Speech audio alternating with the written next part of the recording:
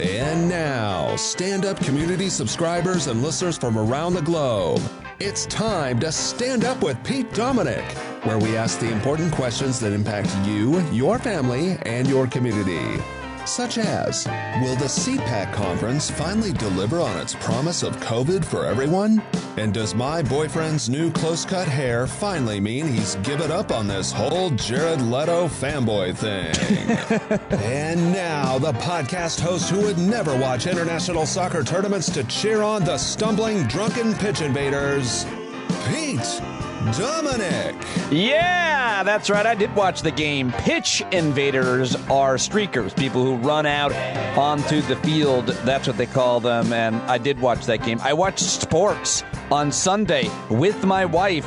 That is something I almost never, ever do. But because Italy was in the final, my wife wanted to watch it because she grew up in Italy a lot of her summers watching soccer with the excitement of her family. And I've got some English friends as well, so I had little personal stakes, and I love soccer. So yes, I did watch the game. I did watch the English players attack the Italian fans on the way out. There was a lot of violence after the tragic loss. The game did take place in England, and so I don't have anything more to say about that. But pitch invaders. Pete Co, thank you very much, as always, for another great opening. Hello and welcome to Stand Up with Pete Dominic Daily. This is episode 389, coming at you from the solar-powered shed in my backyard here in Rockland County, the suburbs just north of New York City on the border of New Jersey. Week 3 of my 16-year-old being at camp. Week 2 of Julia, who is 13. Ava and Julia, my daughters, away at camp. And I had a great weekend. I went up to see my brother. My wife went out to see a friend of hers. And I had a great time hanging out with my big bro, who I haven't seen his new place up in the mountains. And it was awesome. It was a really special day, and I thoroughly enjoyed it. Hope that you had a good weekend as well. I have an awesome guest joining me today. Bryce Covert is my guest. She is a writer who covers economics, and I promise you it's not a boring conversation. We start with a pretty funny conversation about what she sees just running through Brooklyn, and she's a great guest. I had an awesome conversation with her, and I've also got a clip from our hangout with the stand-up community on Thursday night when my dad chimed into the Zoom, and then J.L. Covan chimed in and became Andrew Cuomo, and it was hilarious. I don't think you had to be there. I think if I share this clip, you'll feel like you were there, and it's a fun thing to do here on today's podcast, in addition to everything I've got for you in the news. Plenty of news, of course, as there is every Monday here on Stand Up with Pete Dominic Daily. And if you're not already supporting this podcast with a paid subscription, go do it now, because I bring it to you every day. A big news segment, expert analysis, and other thoughtful conversations with human beings. Can't do it without your support. Please sign up for a paid subscription right now. All right, lots happened over the weekend. It's time to get to the news. It's time for the Last 24. Today's Last 24 news segment brought to you by VeryHeal. Go to veryheal.com/Pete right now to get your medical marijuana prescription. Save money on taxes. Get the good stuff. veryheal.com/Pete. All right, let's start the news segment with something I like to call Climate and Corona, or COVID and Climate. Here's some terrible stories. U.S. records 20,000 new COVID cases 3 days in a row for the first time since May, as the Delta variant continues to ravage areas with low vaccination rates. Parts of Missouri and Arkansas, where vaccination is low, are fueling the surge.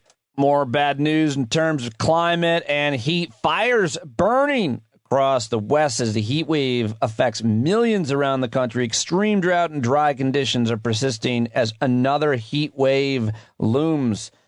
That's horrible. And I saw this news, which I thought was crazy. Did you hear about this story? The FBI arrested several people near the Major League Baseball stadium in Denver, Coors Field, because they had a bunch of drugs and illegal weapons 3 men and 1 woman in their 40s arrested Friday night after a maid turned them in because they found a whole bunch of weapons in this hotel room. The maid, according to multiple reports, notified hotel management when she saw the weapons, and the hotel staff reached out to Denver police. That could have been a massacre. And it's a really scary story, and good job by law enforcement, but mostly good job by the see something, say something, housekeeper or maid. This article refers to her as a maid, all right? But 16 long guns, body armor, 1,000 rounds of ammo found inside this hotel room. So that's a huge story. And, of course, Richard Branson, we started launching billionaires into space over the weekend. Richard Branson beat Jeff Bezos. I guess he's doing it in like 9 days. I guess Elon Musk is going to do it. But so Branson takes off in New Mexico, goes like 50 miles up into the sky with a few of his buddies from his company and some pilots. And here is a message that he made while he was, I guess he was in space. Technically he's in space. Although Michael Harriot, who's one of my favorite writers over at The Root, and he's awesome on Twitter, I think he wrote my favorite tweet. He wrote, "He was not in outer space. He spent $1 gazillion to go to the upper sky." Anyway, here is Richard Branson in, technically, I guess it was space, or as Michael Harriot said, the upper sky, with a message to kids from his plane rocket ship toy. To all you kids down there, I was once a child with a dream, looking up to the stars. Now I'm an adult in a spaceship with lots of other wonderful adults looking down to our beautiful, beautiful Earth. To the next generation of dreamers, if we can do this, just imagine what you can do. Hey! Come on out, Richard. I love to hear his female friends just, "Yay, come on out, Richard." I don't know. Guy's always struck me as isn't he kind of a playboy? Is that his thing that we still call guys? Anyway, Richard Branson flew into space, and it all went as planned and safely. And then when he got down to the ground, he promoted his new private space company, which, by the way, I guess you can go for like $250,000. You can go for a ride. And he also gave away, I don't know, he's doing a lottery. He's promoting private space travel. Here's a little bit of his I can't even play the whole 3 minutes, but here's a little bit of it. So the mission statement that I wrote inside my spacesuit was to turn the dream of space travel into a reality for my grandchildren who are here, for your grandchildren, and for many people who are alive today, for everybody. And having flown to space, I can see even more clearly how Virgin Galactic is the space line for Earth. Really does start to sound like the Jetsons. You know, I mean, they're already competing to be the space line for Earth. He's promoting the hell out of it. They all want to be the winner. I'm not sure why they can't all be space lines. But anyway, let me fast forward to the end here. So just imagine a world where people of all ages, all backgrounds, from anywhere, of any gender, of any ethnicity, have equal access to space. And they will, in turn, I think, inspire us back here on Earth. If you've ever had a dream, now is the time to make it come true. And I'd just like to end by saying, welcome to the dawn of a new space age. What? He's just privatizing space. It's just turning into that movie Elysium. It's just going to be wealthy people and spacecrafts, isn't it? Really? What was that? The hell was all that equanimity about that he was just saying? Do we really believe that's going to happen? Well, of course, there's a lot of jokes. There's a lot of memes. There's a lot of good points being made about billionaires flying into space, and a lot of people saying things like, I wish these billionaires felt this competitive about how many people they could help and increase worker benefits, pay their employees more. A lot of other people focusing on all the problems that we have here at home that we should be focused on and not about space. But I thought this is interesting because my friend Ali Velshi had very well-respected thinker and physicist guy named Dr. Michio Kaku. If you haven't heard of him, I highly recommend you look into his work. Interesting cat. And here is Velshi asking him about this. There's some argument that you need to understand both in order to solve these problems that we believe we're having on Earth. That's right. We should not pit one against the other. We should do both. We should, on one hand, save the planet because the planet is warming up. We see that because of the space program. Our satellites clearly show the trajectory of temperature on the planet Earth. But on the other hand, we have to explore outer space. We have to open new boundaries because space, in some sense, is our future. And so we should not pit them against each other, that we should not say, why bother to go into outer space when we have so many problems on the planet Earth? Just remember, for example, that the Apollo space program forced the miniaturization of the microchip and the computer. So the computer revolution of today that benefits the world economy, benefits your life and our life, in part was driven by the space program, which forced Silicon Valley to miniaturize everything to fit inside a space capsule. So we should not pit one against the other. They are both part of our destiny. All right, there you go. Watch the whole interview on Velshi on MSNBC, but he mentions the problems that we have here at home. Of course, our big problem continues to be coronavirus, COVID, the Rona, however you call it, and the variants. By the way, if you're watching Loki on Disney and you're hearing the word variants more than you ever thought you would, because the Delta variant and then there's a variant. Anyway, moving on, there continues to be confusion, of course, as there always is with public health issues, but now some concern about whether or not you need a booster shot if you had the Pfizer vaccine. I myself had the Moderna juice. I haven't heard anything about that. Have you? Trump countries continuing to fall behind on COVID-19 vaccinations. There's controversy now that was manufactured about President Biden's outlined a plan to get more Americans vaccinated, including going door to door. And that, of course, got twisted. And I've got some audio on that. But let's start with Dr. Fauci. He was on CBS Face the Nation, CBS News with John Dickerson. And he asked them a strangely worded question here, but anyway, I thought this was interesting. You say the facts are hitting people between the eyes. Is it possible that people are a little scared, a little nervous, and the more facts they hear, they don't hear evidence. What they hear is, you're a dummy for not getting this. And that essentially people feel insulted when the evidence is presented as if it should be clearly obvious to any normal person. And that all that does is put them back in their corner. You know, you have a point there. And that's the reason, John, where what's going on right now is getting trusted messages, not government officials like myself, but trusted messengers in the community to outreach to people. And those messages could be your family doctor. It could be a clergy person. It could be a community leader. It could be a sports figure. It could be the people who are really trusted by the community. So you're absolutely right. I mean, telling people, you know, you've got to get vaccinated, you've got to get vaccinated. I mean, I think it's important to point that out. People do need to know, not in a pejorative way, not in a finger-pointing way, but just look at the data.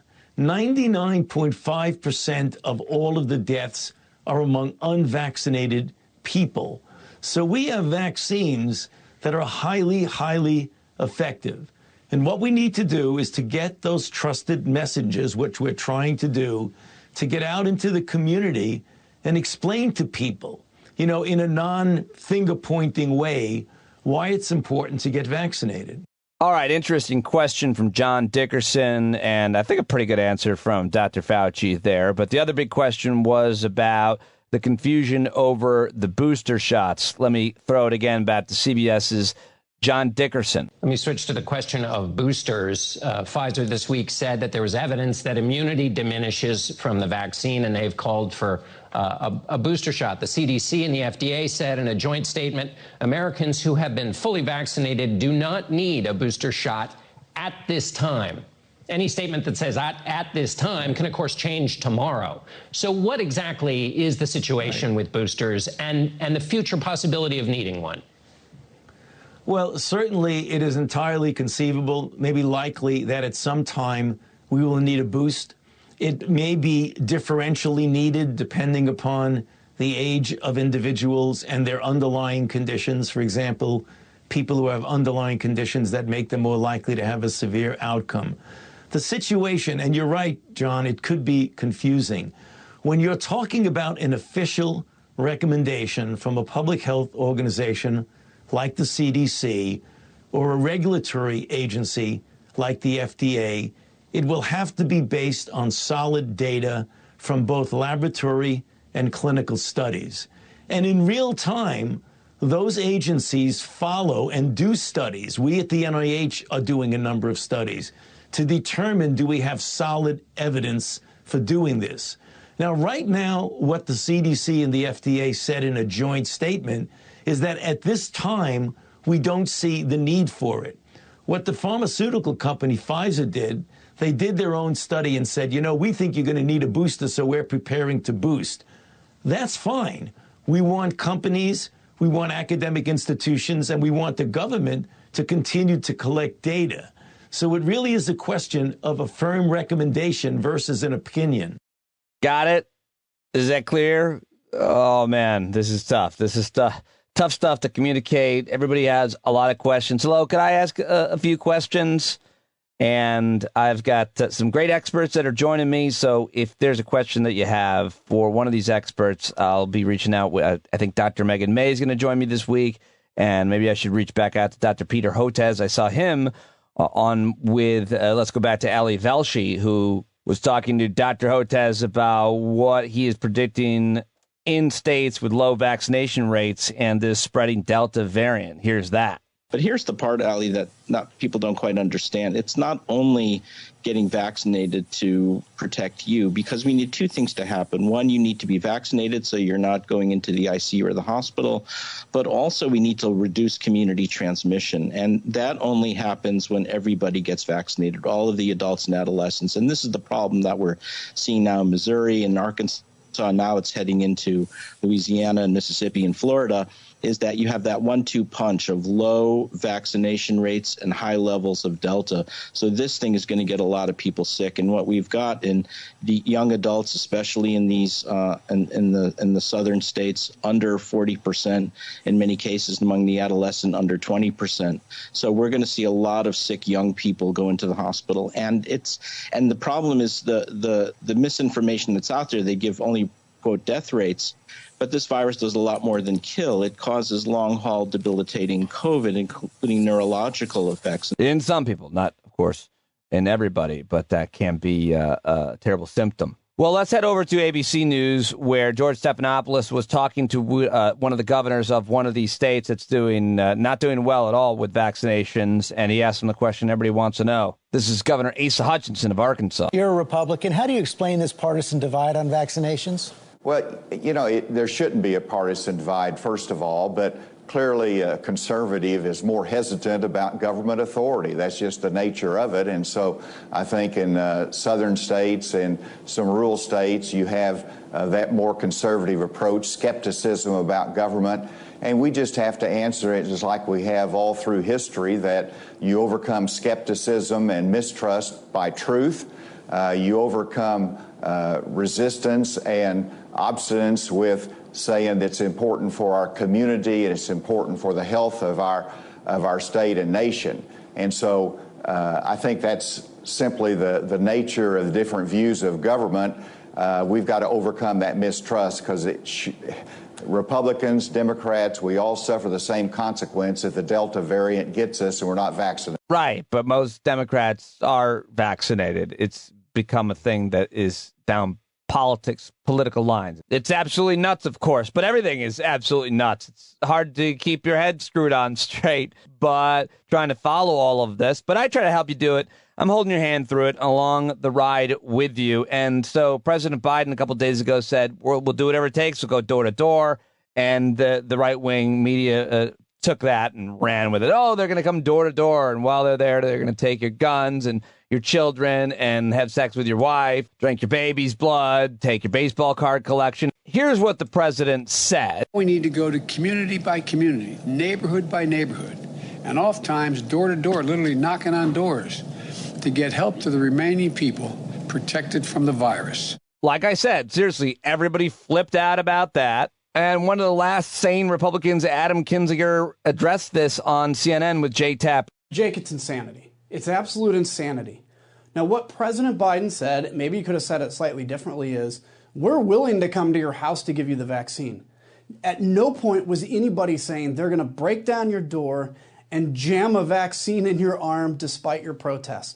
This is outrage politics that is being played by my party, and we are on our party has been hijacked. My party has been hijacked It is on its way to the ground, and for some people, it's a fun ride, right? We can put out this outrageous stuff on Twitter.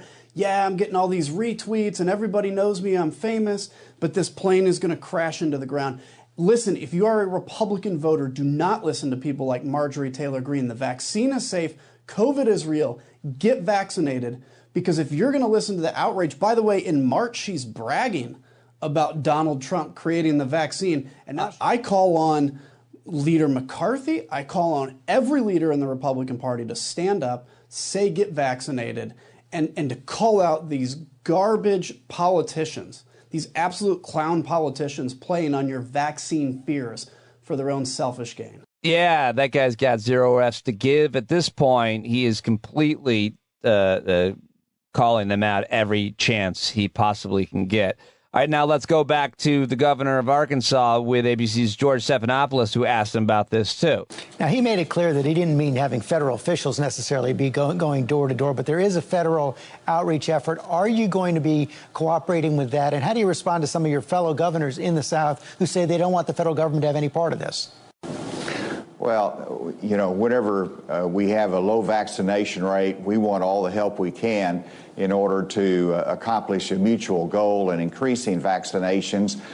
Long before President Biden said that, we have community organizations that's helping us. We have churches that are going into homes. We have people that go into those that are bedridden so that they can have access to the vaccine. So there's nothing dramatic about what the president said in itself. No one wants an agent knocking on a door, but we do want those that do not have access otherwise to make sure they know about and have the information. Not everybody goes on the internet. Not everybody has that access. And so how do you get information to them? We want to have our churches involved. We want to have our communities, organizations. And if it means going into a community door by door and letting them know of this, then that's okay. I mean, that's where we're at this point. It's like it's got to be your neighbor or trusted friend. It's like you just got to go over there. They're knocking their door and like, hey, Earl, it's me. Just want to talk to you about getting vaccinated. If you want to come out here, I brought us a couple beers and we can talk. And I can bring you over there and we can get vaccinated. Earl, are you in there? Earl? I can drive you over to the Rite Aid and we can do this right now.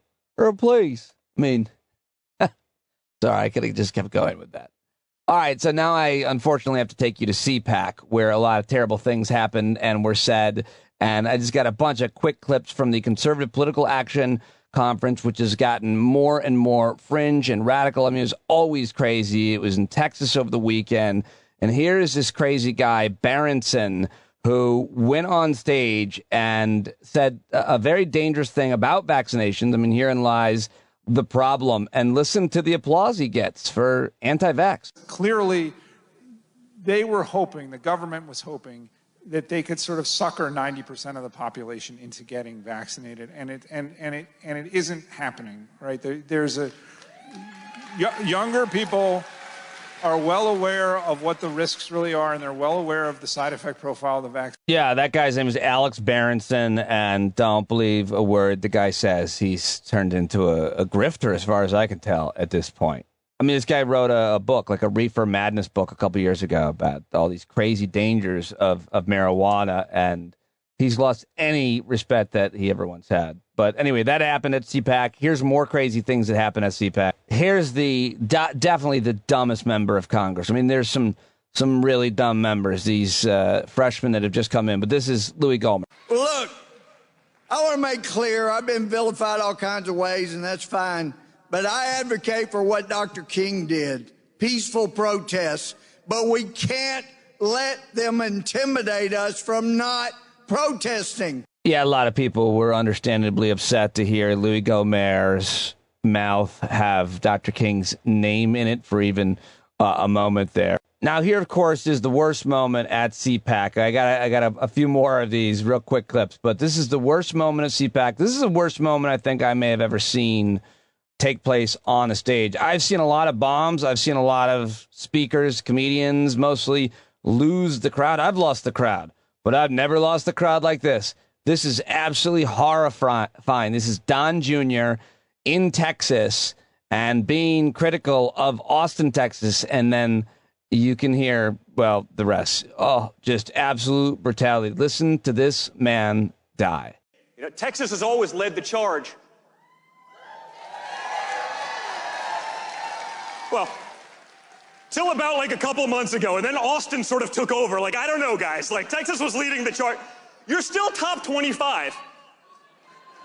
But we got to work on that stuff because those people have lost their minds. Right? The people's... Oh, my God. You heard it. You heard it all. I'm not going to play it again for you. I know you want to hear it again. Right? No, you insecure tiny cave person.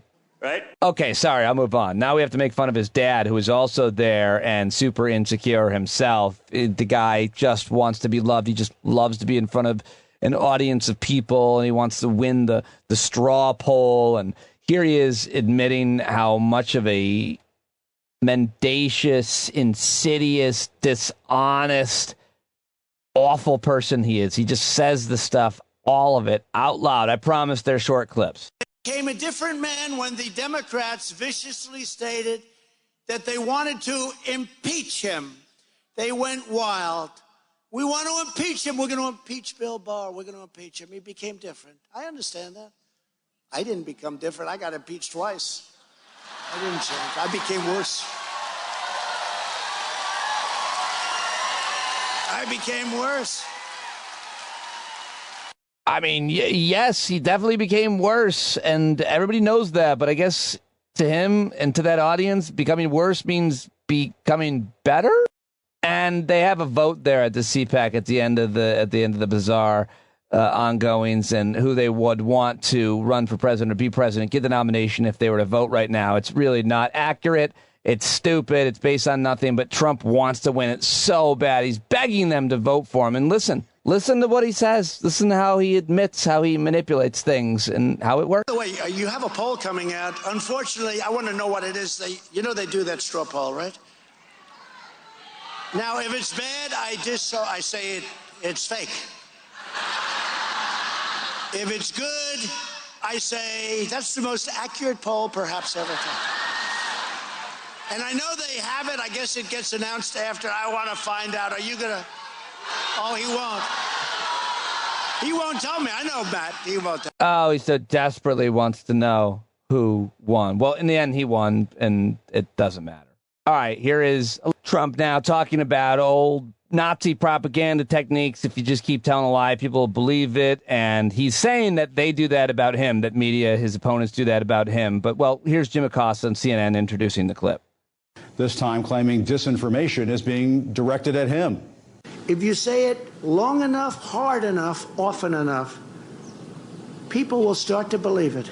And now I'm just going to get really low and make fun of him misspeaking. Make fun of myself misspeaking, anybody else misspeaking, but I just love how he just slurs out on words. The oldest newspaper in America, and one of my favorites, it's a great one. And now here he is saying arrives instead of arrivals, but instead of correcting himself because he can never be wrong, he just says and. Border Patrol. Overall, illegal youth arrives, and arrivals are up nearly 5. Oh, whatever. Shut up, stupid. That's enough from him. But here's a little bit more of the stupidity. This is Congresswoman. I can't believe that she's a Congresswoman. But Lauren Boebert of Colorado saying how much she hates government, even though she works for government and gets a paycheck from government. And apparently when she was little, she was on welfare. But, you know, here it is. We're here to tell government, we don't want your benefits. We don't want your welfare. Don't come knocking on my door with your Fauci outie. You leave us the hell alone.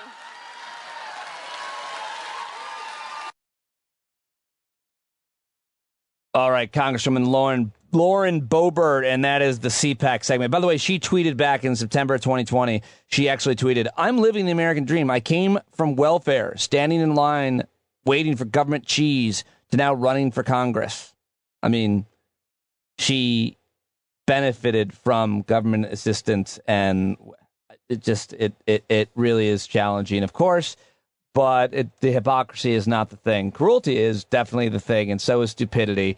And so let's come back to some sanity. Let's listen to Soledad O'Brien sitting down with the vice president, Kamala Harris, in a wide-ranging interview, just a short clip. I don't think Kamala Harris handles this good question from Soledad O'Brien that well, and I will tell you why. I think I'm smarter than the vice president, apparently. I'm such a dick. Anyway, it's fine, but listen. Is agreeing to voter ID one of those compromises that you'd support? I don't think that we should underestimate what that could mean. Because in some people's mind, that means, well, you're going to have to Xerox or photocopy your ID to send it in to prove you are who you are. Well, there are a whole lot of people, especially people who live in rural communities, who don't. There's no Kinko's, there's no Office Max near them. People have to understand that when we're talking about voter ID laws, be clear about who you have in mind and what would be required of them to prove who they are. Of course, people have to prove who they are, but not in a way that makes it almost impossible for them to prove who they are. Yeah, that's just not a great answer to the question about voter ID, I think. It's just always important to remember, to register to vote, you need ID.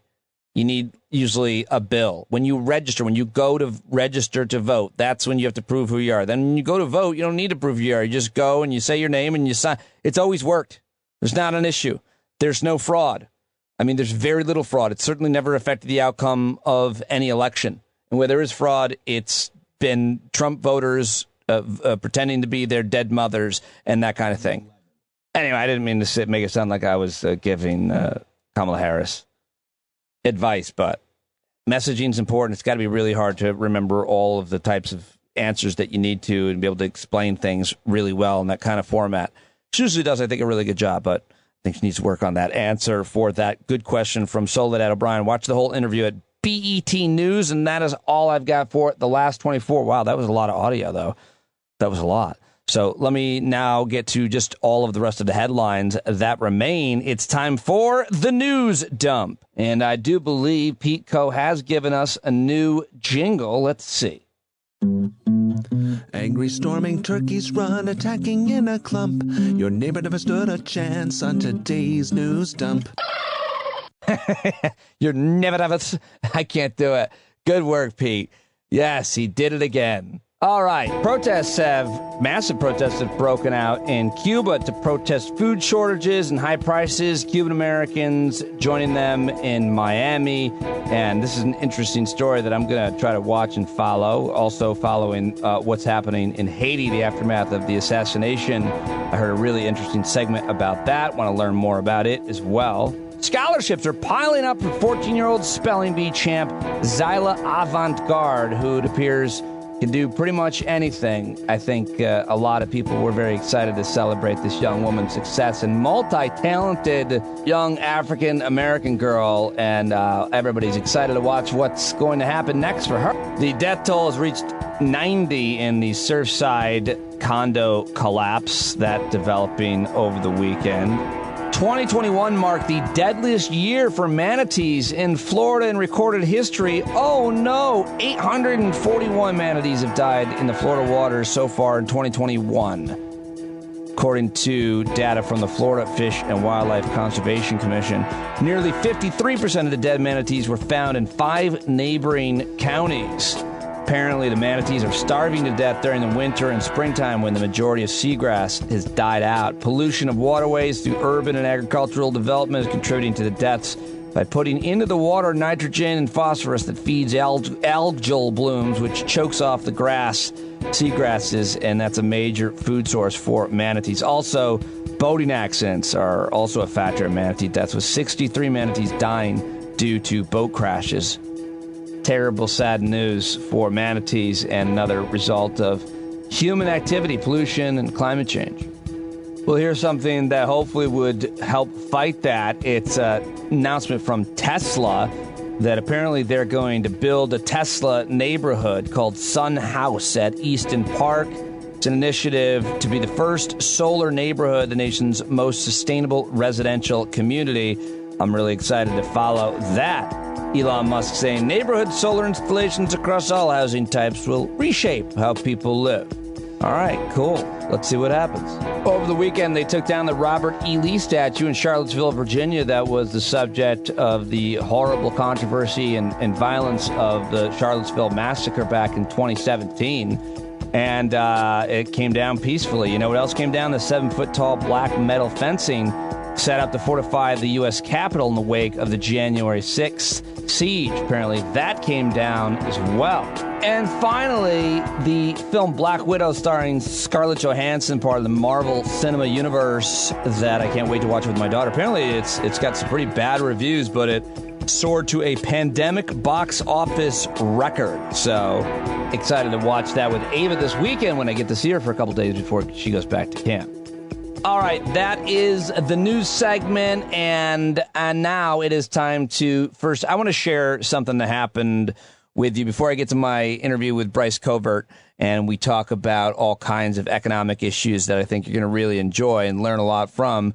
On Thursday nights, we meet, we hang out, stand-up subscribers, community, and we always have a great time, and it's really fun when my dad shows up, which happens every once in a while, and Thursday, he popped in. There was 40, 50 of us there, and he pops in. And then J.L. Covan popped in, and I just thought it'd be hilarious for my dad, who's a resident of New York State, no big fan of our governor, nor are most residents of New York State, Andrew Cuomo.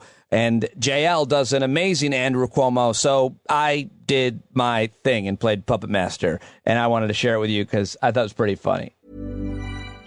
Why don't you interview, Dad, who would you like to interview? Because JL can do anybody, and this would be really entertaining. Would you like to interview your governor, Andrew Cuomo? You broke up. What? Would you like to interview, who would you like to ask, what politician would you like to ask a question to? Me? Yeah, like your governor, say. No, jeez. What would you? Is he going to do the thing? Jesus Christ. What? I say, this is the guy I learned improv from. All right. Well, you're still working on it. He comes from the maybe no school of improv. What's our governor's name? Mario Cuomo. Andrew Cuomo. I get it mixed up. Okay. Andrew, Governor Cuomo, how do you account for yourself for sending all those poor old people back to the nursing homes to die? Well, I reject the premise of the question. Okay, we were working with the best available information, and I did a much better job with it than Bozo de Blasio, first of all. And as you know, in my book on leadership that I introduced halfway through the death count, I did a tremendous job with the nursing homes. A lot of death was attributed to me that was not my fault. I mean, you're 90 years old. Things will happen. It's not just Cuomo's COVID that's maybe sending you to the Grim Reaper. But I will tell you that I don't like your tone. I don't like the rudeness in the question. And even though I don't take responsibility for what happened to all these old people, I will make an exception for you. If Peter ever puts you in a home, I will find out where you are, and I will make it a living hell. So if there are no more questions, I am going to go now. Bye-bye. J.L. Covan, ladies and gentlemen. That was terrific. Holy shit. Wow. Britney Spears? I cannot do a Britney Spears. There you go. And by the way, I will be with JL next Monday. Is it next Monday? Not next Monday. The 26th in Boston, City Winery. Get tickets now. And that's the kind of fun that we have at the Hangout. Sorry, but my laugh was pretty obnoxious as I'm listening back to it. Maybe you had to be there to see just how funny it was. It didn't seem to match it, although it really was great. Anyway, that's the kind of fun we have on Thursday nights at the Hangout. I'd love to have you join us. So sign up now if you haven't. And if you've never joined us, check it out. Thursday nights at 8 o'clock. There's always a link in the Thursday morning email. All right, so now it's time to get to my first and only guest. I often do just one guest on Monday, two guests the rest of the week. But I was very excited to get Bryce Covert on the show. She had joined me back at the old show, and I've been trying to get her on. I loved reading her at The Nation magazine. where she is a contributor. She's also a contributing op-ed writer at the New York Times. Her writing has appeared in the Washington Post, the New Republic, New York Magazine, Slate, and others. She won the 2016 Exceptional Merit in Media Award from the National Women's Political Caucus. She's appeared on all the major networks, and I discovered her work years ago. Love talking to her. And we start by me calling her out about a tweet she'd put out about the kind of crazy things you see when you're just running around in New York City. And that's where we start having a little bit of fun with her explaining that tweet, and then we get into all the important issues about economics, from Medicaid work requirements to a crisis in, quote, laziness, and so much more. Follow her on Twitter at Bryce Covert, Covert, and here we go. Yeah, I do have to call you on a tweet from yesterday. Really. It is really bothering me because I feel like you've always been honest, and I just like I don't know if this is exaggeration, but you tweeted at Bryce Covert some very New York City things I saw in my run today. A woman on a bike with a clear backpack full of parakeets. Yeah. Okay. Do you have time to just unpack these three? Because it was really one of my favorite tweets, but it also, I just don't believe that there was a person with a clear backpack filled with birds. Maybe full is not the right word, but she was definitely on a bike, and have you seen those backpacks that have like a clear globe for a pet? It was that, but it wasn't like a cat or a bunny, which I've seen. It was parakeets. I think there was maybe like 2 or 3 of them. It was a little fast. It was hard to know, but one was blue, one was green, and she just went whizzing by, and I was like, those are parakeets in that woman's. How long do you spend on that in your brain before you're out for a run? So I don't know how I'm out for a run, so I'm like not thinking about anything really, and I think it was like sort of like backpack. Gino didn't notice clear backpack. Oh, interesting. Oh, there's something in it. It's small and it's a bird, and there's multiple birds. So my thought is, this woman has birds and she likes to take them out. Yeah. My thought is that she thinks she's doing them the favor of like getting them into their natural habitat, but which she isn't, is she? What I worry about anytime I see any animal outside that's not a dog on a leash, I just really worry it's going to escape. Cats are very wily. Rabbits are very small and slippery, and parakeets fly. I just worry for them that their poor little pets are going to get loose. You don't know me, but I'm judgmental.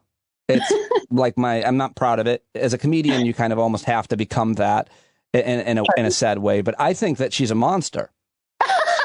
I think that's I think keeping birds as pets is kind of unethical, unless it's an injured bird that you're saving or something, But like to go buy a bird and then you put it in a cage, you're taking flight from them, and then she's bringing it out there and she's bringing them. So like imagine being able to fly, and you see the sky. Okay, go ahead. Those birds don't even know what they're seeing, probably. To be fair to those birds. I disagree. All they know is the sky.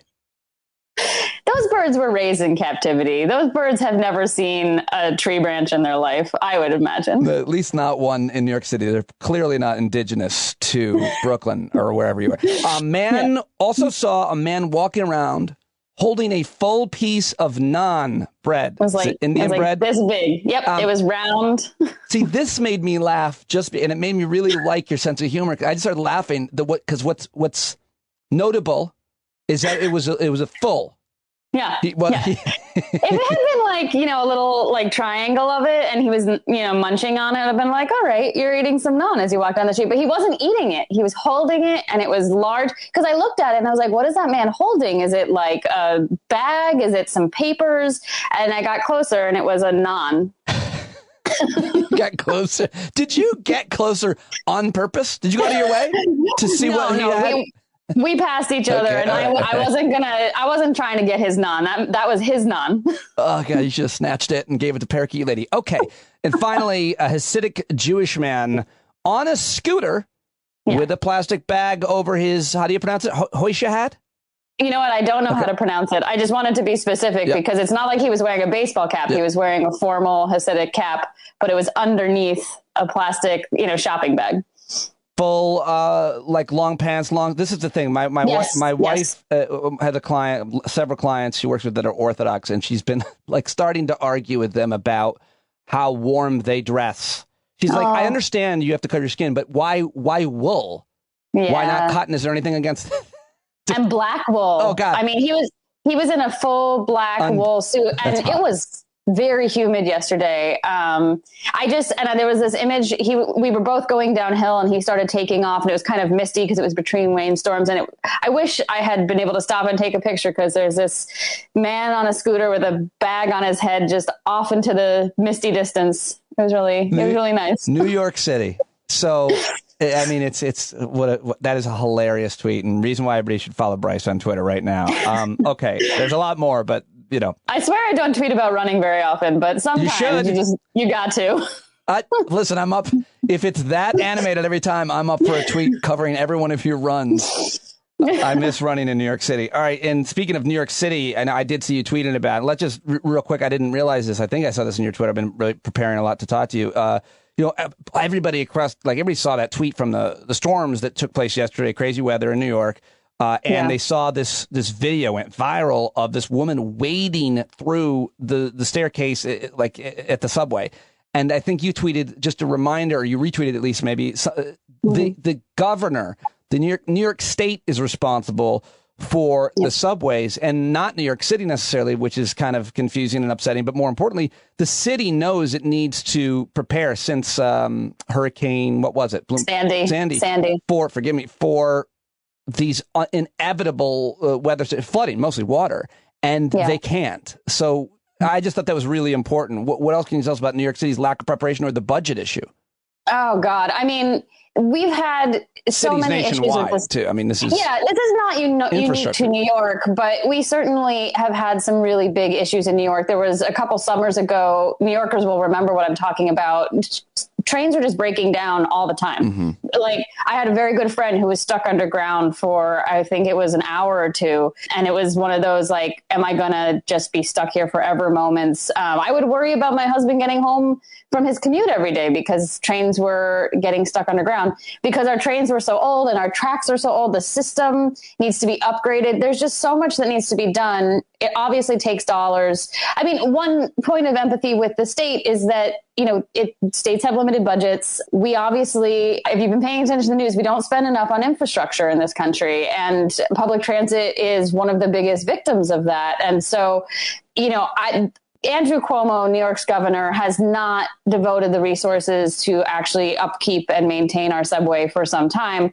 But it would be a lot easier for him to do that, and all states to do that, if we had better federal funding, which is the big debate in Washington, D.C. right now. So we'll see if anything comes from that. But help me understand. You had a great piece about the New York Times about this. The debate titled "The Debate Over What Infrastructure Is Ridiculous." I love the headline. But you've been all credit to my editor. You've been arguing and covering these issues, all things economics, for years. And when it comes to infrastructure, there is this kind of ideological departure now down political lines about its need, what it is, and most importantly, funding it. But it was traditionally something that Republicans and Democrats at the state and national level were able to agree on, that, yes, the government's role, one of the government's role, is to fund infrastructure, and that can be paid for using the gas tax and other taxes, of course. But now it's seemingly that Republicans, they're all for it, but they're not for paying for it, and it never gets seemingly done. And you can look at all kinds of different assessments of our infrastructure, but mostly it's embarrassing. So where do you think, in terms of like the political arguments and ideology, are on this? I mean, how come they couldn't get it done during Trump even? Yeah. It became a joke. Well, every week was infrastructure week under Trump. I mean, I think that Trump was just not serious about all sorts of things, including infrastructure. He didn't want to govern. And but what about Republicans in Congress? Like, what leave him out? Them don't want to govern either, I think I would say. I do think you're right that on its face, this should be a sort of an easy bipartisan thing. And then you get into the details and that starts to break down, even on basic things like roads, bridges, tunnels, public transit. The argument over, do you spend it on roads? Do you spend it on trains? Try to upgrade our system so that we're not so reliant on cars. becomes political. And then the how do you pay for it is just always the issue, right? And now it's, Republicans say we want to make the users pay for it, as if somehow corporations aren't the users of our infrastructure that gets their goods across the country and their workers to their offices. Let me just ask you a larger question, because you've been covering this forever. And this comes up with a lot of people I talk to on a regular basis a lot. And it's like, Grover Norquist has done more damage to this country than almost any other single person, because he's just made Republicans swear a blood oath at every level of government to never raise taxes. And so it's a question when it comes to infrastructure, because you make a very convincing argument about what infrastructure really is, but we can't even invest in hard traditional infrastructure because they refuse to raise taxes. And instead, we're looking at tax rates that are lowest they've ever been. Wealth inequities are the highest they've ever been. So just your thoughts on the history of the kind of the conservative movement and the anti-tax and tax cutting movement, and what that's actually done to communities in the country in terms of not being able to do shit. Yeah, very small topic to address. Yeah, I know, but I still want to get your take on it, however you want to take it. You're absolutely right. I mean, we are an extremely low tax country. Republicans like to say otherwise, but we are. Our tax rates are very low, both at the top income level and for the corporate level. And it's historically low. We haven't always done it this way. We have, in the past, increased taxes on those who can afford to pay it. Corporations and the wealthy have paid much more in taxes. We had the money to therefore invest in our country, and we saw economic growth and prosperity from doing that. And basically, since the 70s and 80s, we've decided not to do it that way, to lower and lower and lower tax rates. That's basically been the trend, with some bumps here and there, to slightly increase them back to where they'd been a year or two ago. And then we keep declining. It leaves us less room to invest. And also, perhaps maybe even more importantly, it leads to extreme income and wealth inequality. It allows people to amass massive fortunes that then just get passed generation to generation without being taxed. And we are reaping what we have sown. Yes, we are. Great way to wrap that huge point out. Yes, we're absolutely the chickens are coming home to roost. Yes. I mean, it's nuts. In your New York Times piece, you make this really great points, using all kinds of data points to make them. And just so the larger point is, if we can't repair our roads and bridges and our pipes and everything else, if you can't go to work because you have a kid that needs to be taken care of, and oh, by the way, the schools are closed, or because you have an elderly parent that you need to take care of, or because you have an injury or illness or any number of real life things that happen all the time. So we have to invest in helping families and individuals with kids or people that have developmental disabilities, injuries, or just the elderly. And more importantly, I feel like, and you didn't do this in this piece, but I know you have in the past, we know this works, where this works in so many other countries. And you do talk about where it is happening, and it can also take us to Connecticut in a minute. But talk to me about the is it soft infrastructure? What do we call it? The actual investing in people and preschool, et cetera. I think people are calling it the sort of the care infrastructure, the care economy. I honestly was kind of shocked that was controversial, that the idea that child care and elder care and care for disabled people is infrastructure, that got so much debate. It just seems extremely obvious to me. So I wrote that piece to try to sort of explain why. But I mean, like you said, if you're at home and your kid can't go to daycare because it was shut down for some reason, or your home health aide is late because you need them to come care for an elderly parent, you can't get to work. You can't do your job. These are just sort of basic facts. And like you said, perhaps I didn't get into it as much, but we know in other countries, as well as some places within our own country, that when you invest in these things, people are able to get to work. It's not that we're forcing anyone to work. If someone would rather stay in home to care for their kid themselves, if they want to do the elder care themselves because that's important to them, you absolutely can. But when you need it and when you want it, in other places it's available. And that does allow people to choose their careers, to follow the kind of work they want to do, pick the jobs they want to do, and actually show up and perform them. I mean, I think there's also something to be said for the mental space it gives you to do well at your job, when you know that your child is getting a good education, and when you know that your aging mother is getting good care. That really matters. Yeah, those are hard things to measure, I guess, in economics. And if you don't care about people's, mood and emotions while they work. I mean, like, even if you're just an uncaring boss or capitalist and you still want the most output, then you would want someone to not be distracted while they're running the backhoe. Yeah, and you've seen the Chamber of Commerce, for example, come out really strongly saying we need investment in childcare, particularly in the pandemic. They have been lobbying Congress to do something about this because their employees can't get to work when there's no daycares, when there's no in-person school. It's become everybody's problem. And it was always everybody's problem. It's just that we told families that they had to deal with it by themselves individually in a private market. And I think it's become very clear that does not work, and that there is such a need for the public to play a role here. You also introduced me to something I'd never, ever heard of this until I read your piece in the New York Times. But you're right. The idea that childcare that allows parents, and in particular mothers, to work is critical infrastructure is not even a new concept in our country. In 1940, the government passed the Lanham Act. Folks, look it up. Never heard of it until I read Bryce's piece in the New York Times. To fund the construction and maintenance of the infrastructure deemed critical to the country as it fought World War II. Because it became clear there were not enough childless women. So they were putting all the women to work, but there weren't enough childless women to work in all the factories we'd built while men were fighting abroad. Newspapers ran stories about children chained in trailer homes and locked in their cars because their mothers had no other options when they went to work. The government needed bodies in factories to make guns and planes to fight the war. So these funds were used to build and maintain physical child care centers, pay and train the teachers inside them, and cover operating expenses for a new national network of affordable, quality child care centers that were open to all, not just Rosies in the factories. And there's links in here. That was fascinating. And you look back in time at that era, and it's like, now that's called what? Socialism, Marxism, and communism. I'm hearing them all using them together today. But I mean, it worked. It worked, right? Yeah. It worked. It worked at the time, and it also had lasting dividends for both the children and the women who were able to participate. The children, the quality was so high that the children went on later to earn more, to graduate college more frequently. The women were attached to the labor force, so they didn't really stop working even after the war effort. It continued to increase their earnings and their work hours.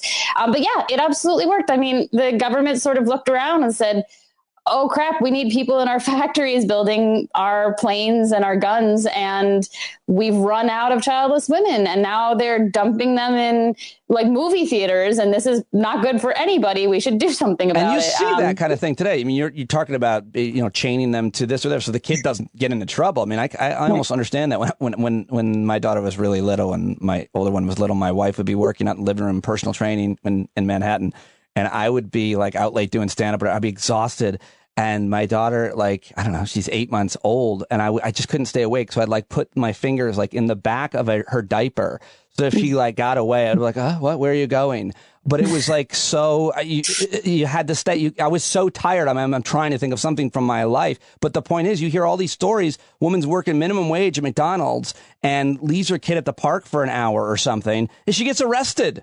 I mean, she's trying to work. So we're talking about government providing funding for these people, especially these women. And you mentioned the home health care aides that know that they're going to work so that the people that they're working for can go to work, too. I love that point. Yeah. Right. Baby bonds. Great idea. Connecticut, although we'll hear the right say, why should I work hard? My hard-earned tax money is going to pay for these poor people's bonds as an investment for their child's college education. But well, it's a way to address what we were talking about before, which is the wealth inequality that we've just allowed to grow and grow and grow in this country. You know, it's very easy to pass on wealth when you already have it, and it gives the next generation a leg up. The idea behind this is to give low-income families, that generation, a leg up as well. It's not a ton of money. You know, by the time these kids turn 18, it's something like $10,000. So it's not like they're getting a free ride anywhere. But it's supposed to hopefully allow them to choose what they want to do. You know, it's meant for college. You could use it to try to buy a home. You could use it to start a business. Again, it's a very little bit of seed money, but it could help you sort of get over the hurdle for it. And also, as they're growing up, the hope is that they will think of themselves differently, that this is an option that's actually potentially feasible for them. You know, I think parents always want the best for their kids and do everything they can to give them every opportunity. But when you're working minimum wage, it's hard to instill in your kid this idea that they should do whatever they want and be whatever they be if you don't have the money to help them get to college or don't have the money to help them start a business if that's what they want. So this is supposed to help alleviate that as well. I think they are really interesting. I think they could have a huge impact on not just wealth inequality, but racial wealth gaps. Given the makeup of the kids that this will be targeting, they're disproportionately kids of color. It's the white families in Connecticut that can pass on their wealth over and over and let it accrue. So this helps give them a better leg up. The challenge is that it doesn't hit until they're 18, right? So you're still not addressing what families need as these kids are growing up when finances are always tight. I mean, we were just talking about the cost of childcare being absolutely outrageous. So I think you always need to pair something like this with immediate investments in what families need to keep their kids healthy and safe. But it's part of an overall package to level the playing field a bit. Been talking a lot about patriotism this week because of the 4th of July. And as you're talking there, and I'm thinking about like the conservative arguments, I'm always thinking about the conservative arguments. And it's like, what could be more patriotic than, seriously, I mean, try to spin this for me, but what could be more patriotic than universal pre-K, baby bond, the government investing in the youth of America to give that youth an opportunity to get the best possible education to then contribute back to America? It's like the most patriotic idea in the world. And I was also thinking about how I had a bunch of bonds given to me by like my uncle. And it's like a pretty well-known traditional. It's a thoughtful gift. Like when my daughters were born, a friend of ours gave us a bond. And it's like, oh, that's really nice that someone did that for me. But that's not a policy driven. That's, in this case, government is saying, here's a great, responsible idea. We invest now. The family can't touch it or take it away. The kid gets it when it's 18. It's earmarked for education. Boom. It's a minimal investment for a maximum return is the way I see that. Super conservative, if you want. I think it is. I think it's really hard to argue. Republicans are all about self-reliance and you should have financial literacy and be smart with your money and invest it well. You can't do those things if you don't have the money in the first place. So this is a way to give a little bit more of that to everybody so that they can make those smart decisions that we're asking them to make later on, to go to school, to buy a house. This is, I think, a very conservative friendly policy, whether or not they get on board. A lot of people talk about throughout the Trump era, and I would argue this has been the case for a long time. And who wrote the book Cruelty is the Point. But to me, there's a lot of horrible policies. A lot of them have to do with, we can go on and on, the drug war, incarceration, and so on. But like Medicaid work requirements were brutal.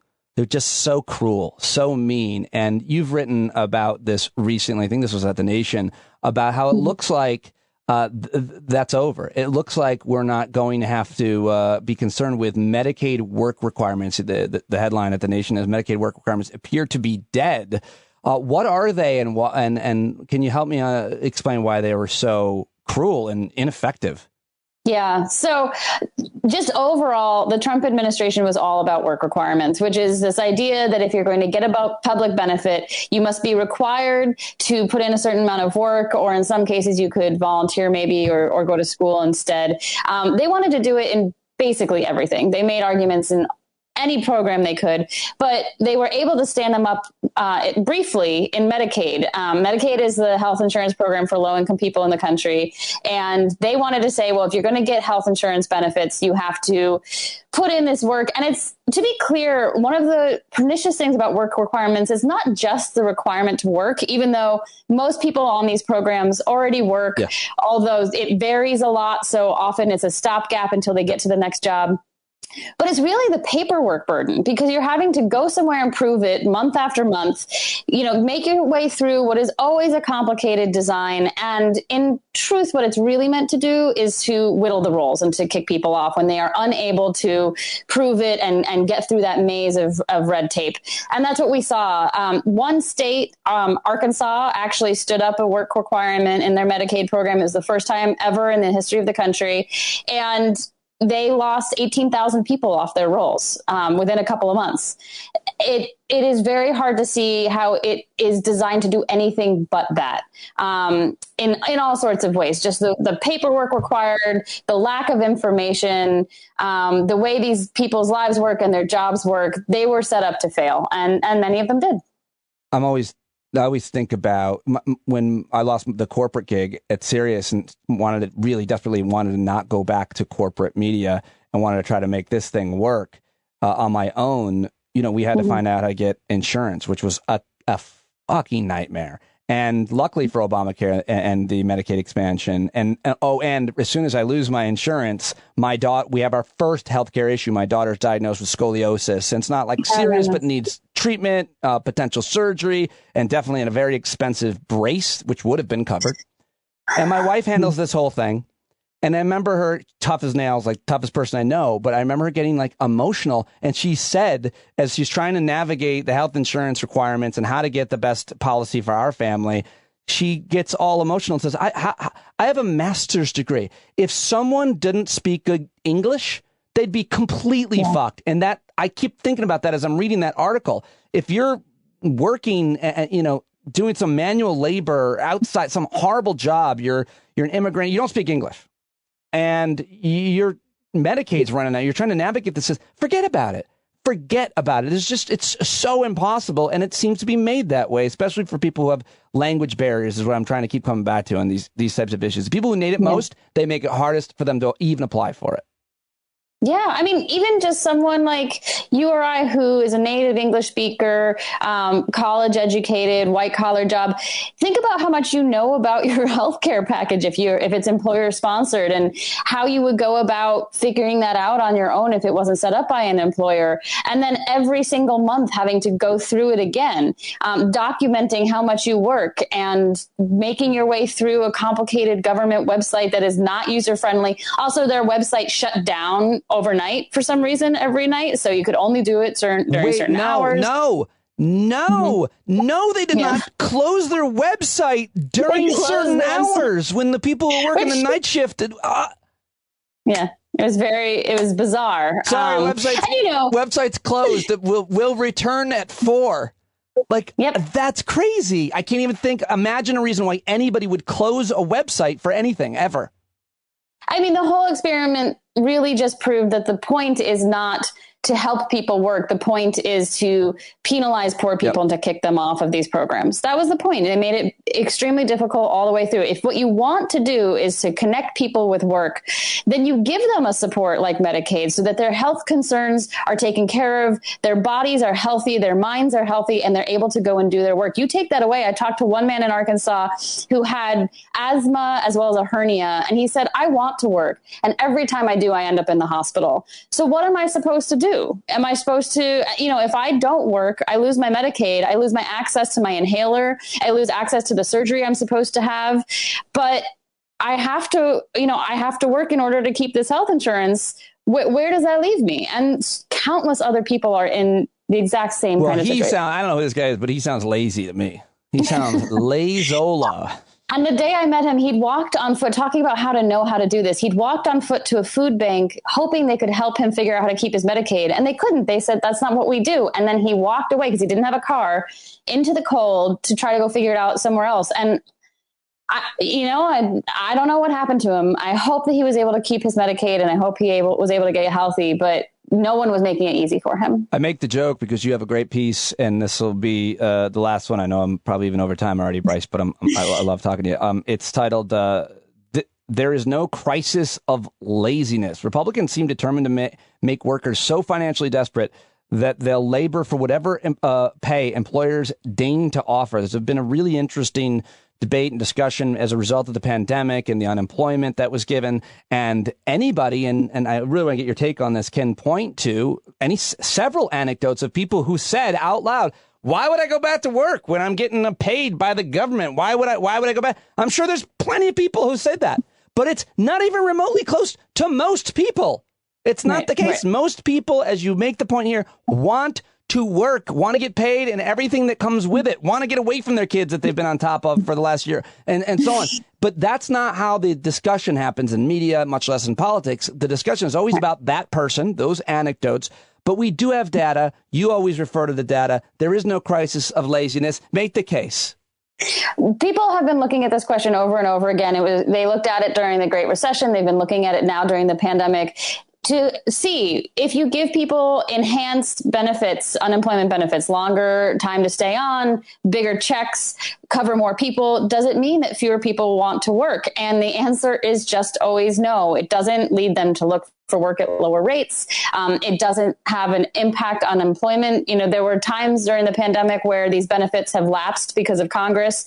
There was no sudden rush to jobs. There was no huge spike in employment because there's other factors at play. I mean, first of all, like you said, I really think that Americans are smart and have, on the whole, really good work ethics. They know that unemployment is temporary, and they know that a job is hopefully much more solid than that. It's ongoing income versus a temporary benefit.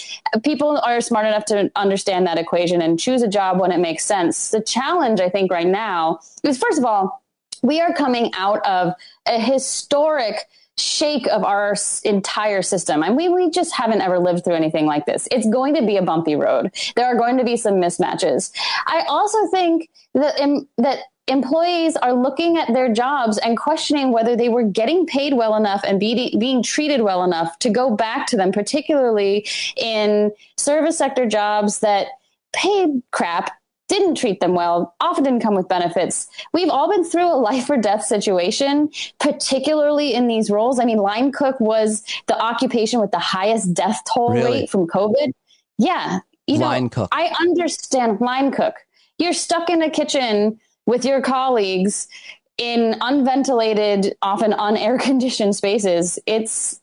I understand why people are questioning what it takes to go back to work. Not that they don't want to work, but they're questioning what makes it worth it, and do I want to do something different? And I think that's happening en masse to some extent. I will also say in the aggregate numbers, unemployment claims have been steadily decreasing as the economy is starting to sort of reopen. People are getting vaccinated. There was a great jobs report on Friday showing lots of people going back to work. So I think we all need to bide our time a little bit. But I do think there is going to be this effect of some people sort of questioning, is this work worth it? And it's up to employers to make it worth it. It is a marketplace. And if employees are saying, I'm worth more than that, and they feel they have the bargaining power to assert it, then employers are going to have to respond. That's the way a market works. I think that there is more power in workers' hands, and they are using it with their feet. And them's the breaks. Like, as employers, then you need to figure out how to entice people to want to do the work that you have on offer. Yeah, it's fascinating to see those stories coming out that a lot of employers are figuring that out and raising wages. I mean, I don't know how much it's happening, and I don't know where it's exactly happening, but I see a lot of those stories, which I feel like I didn't see before. Again, that's just my reading of the internet from my stupid shed. Well, my lovely shed. I love it here. I didn't mean insult it, but meaning I'm like not going out and doing the hard work. Could I just ask you if what you think is going to actually pass through Congress? What I mean, I am so confused, Bryce, and I'm not sure how closely you follow the politics these days of it all. You're really, in depth in doing the policy of it. And I'm really confused with what's being debated and what's going to be passing with or without a filibuster, with reconciliation in terms of these programs that you're writing about that are so vital to Americans. I keep hearing people talk about we are going to cut child poverty in a third or in half. And I'm not sure if that funding has gone through, if we're waiting that funding. What's happening? What's going to happen? Do you mind that last question? Sure. Well, so in terms of child poverty, the child tax credit has been enhanced for this year. So has the power, if it reaches people, which is a huge open question, if people all know about it and can access it, to cut child poverty in half for the year. But it expires after that. So there's a fight on to try to extend it. And to be honest, I have no idea where that goes. I think it depends on where it gets tacked on and how persuasive Democrats can be amongst themselves. And then we've got the infrastructure deals. Basically, there's two different things on board right now. There's the bipartisan deal that's basically, like we said at the beginning, sort of the hard infrastructure of roads and bridges and waterways. The numbers have been whittled down by Republicans. Biden is claiming that he can still get us the same amount done with less money. I don't know that I buy that, but that could pass on bipartisan lines. The other track is the Democratic reconciliation package that's supposed to sort of be everything else. They are saying that they're still going with it. I think what we don't know about that other package is what's in it.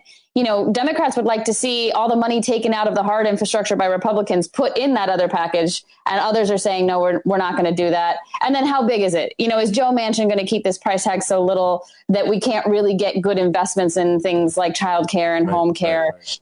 Or are we going to be able to persuade him and other, you know, centrist Democrats that this is smart for the economy, and it's also smart for their political fortunes? This is stuff that Americans want. This is stuff that Americans often think that we've already done and are shocked to hear that we haven't. Good point. Paid leave. Everybody thinks we have paid leave. We don't have guaranteed pay leave. We could if it makes it into this package. So I don't know what the politics are there. That's like above my pay grade, but those are the two tracks. And I think Democrats would be really stupid to let this moment pass, because this is stuff that will reap dividends for the economy. And if they're able to do it in a smart way and tell the American people that they're the ones to thank, that's a really important point. They will reap the political dividends, but you know, it's up to them. Yeah, you have to, if you build a bridge, you have to put up a sign like, we did this. It was us. We built the bridge, just so you know. I mean, they should be doing that with the child tax credit. I don't know that they really are. I got a letter in the mail saying, you know, you may qualify for this enhanced child tax credit. And nowhere on it did it say passed by Democrats, signed by Joe Biden. Yeah. And I was like, come on, you've got to. Trump sent checks out with his name on them. I was just about to say that. I was about to say, like, listen, Trump held up those checks for 2 days, by the way, because he's so horrific. Because people needed that money weeks ago. He held it up to 2 days. Wait, don't send it out to my signature. Like one of the smarter things he did. I mean, the only smart thing that guy ever did was put his name on everything. But like everything else he does, that ended up backfiring. Now people want his name off of everything. But like that's what we're talking. Branding. That's what all he knows is branding. Not real estate, not politics, just branding. Just put my name on that. And now he's a toxic brand, which hopefully history will look back similar to other toxic brands, some of which apparently we just found out he thought did some good things, some of those toxic brands. Yes, I know what you're talking about. And, it's just one of many amazing things that come out of his mouth. But I mean, look how far he got on literally nothing but a brand. And I'm not saying the Democrats should follow that lead entirely, but it matters that you tell people we're the ones to thank. We did this for you. We did something that materially improves your life. That's the way politics is supposed to work. Yeah. We go to DC, we do something that makes your life better. You keep voting for us, we'll keep doing it. Like, that's politics at its best. Yeah, I've always thought why liberals and progressives and Democrats in power, I mean, don't try to change the table a lot more in terms of we're, if you like fiscal conservatism, we're the fiscal conservatives. Look at every Democratic president, look at Congress. We pay for things that we do. We're fiscally conservative. They fight wars and give out Medicare benefits and never pay for them. And they can't, like, that's a branding issue for Democrats. Nobody thinks Democrats are fiscal conservatives. They are. They're the more fiscally conservative party, I try to argue. You can make that case easily. I ran out of breath. I also think voters just don't care about fiscal conservatism, not nearly as much as they care about the government doing things that make their lives better. I think that a lot of Americans are skeptical the government really can, and for good reason. The government has not proved itself to be doing much of anything lately. Yep. But if you can prove that you can do something materially important for someone, I think that that's what Americans want. They want help with their childcare crisis. They want good care for their elderly relatives. I think you're right. I think you're absolutely right about that. And I think a really good place to look would be like right now in Texas, their Republican governor, when it got cold and the state shut down and it got hot and the state shut down. And you have to wonder how even conservative Republicans are like, listen, you fucked up, dude. I don't care who you are. The lights keep going off. We need our lights on, our AC on, our heat on, our water to work. And you would think hopefully that would backfire. But a state like Texas, I don't know. Most people are not talking about the intricacies of policy like you and I. They are trying to live their lives and get by. So when they see something like the lights aren't on, or I don't know where to put my kid in childcare, or I can't make the bills this month because my income is so volatile, and then something comes along and addresses that, that's what they care about. They don't care if it was passed through reconciliation. They don't care if it was bipartisan. They don't care if it was paid for. They just want to see those things addressed in their daily lives. And Democrats have the chance to do that right now. It's a great you also in Texas, you have to wonder if they care more about the lights on or being able to carry a gun anywhere without a license. Like which issue do you think? All right, that was unfair and unnecessary. I don't know. Bryce, it's so awesome talking to you. I really, I loved, getting ready to talk to you and reading all your stuff. I always love following you on Twitter, and I hope we get to talk again. Thank you very much for joining me. I learned so much. Yeah, thank you so much for having me. All right, there you go. JL Covan, thank you for everybody who joined me Thursday night to hang out. Hope to see you this Thursday night. Actually, it's going to have to be Wednesday. I forgot. It's going to have to be Wednesday. We're going up to see the girls Thursday. So hang out Wednesday night. Yeah, can you make it? 8 p.m. Hope to see you there. Bryce Covert on Twitter. Give her a follow. Let her know that you heard her here on the show for the first time ever. Thank you very much for supporting me here. If you're not already signed up for a subscription, do it now. Come on. Just go to the paid subscription link in the show notes or patreon.com/standup. All right, now it's time for singer-songwriter John Carroll to take us out with our song, You Gotta Stand Up. Take it away, Johnny. We got to stand up. We got to look the devil square in the eye. We got to let him know it's his time to go and make it clear when all we hear is a lie. Why you lying awake wondering where the money all went? It'll be the cost of freedom that'll go unspent. You can see him flee the scene of that experiment if you stand up. All right, we got to speak up. We got to reach up and raise your voice in every way you know how. Don't be toes up. You got to show up. Ain't no better time to do it but now. No need to pledge allegiance to no wanton tribe. Rise up, show obedience to the voice inside, and listen well, and it'll tell you not to run there.